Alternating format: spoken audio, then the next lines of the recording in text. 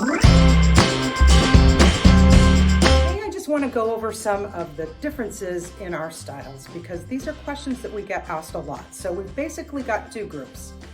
We've got this group, which is made on a wedge bottom, and then we've got this group, which is made on the recycled rubber bottom.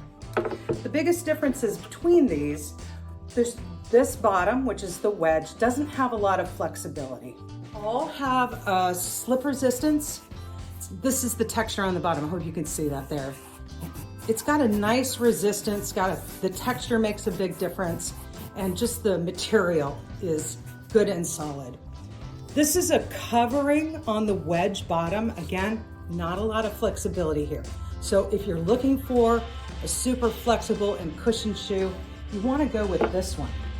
This one has a lot more flexibility in the shoe bottom. Not through here because you don't want a lot of flexibility through this middle area.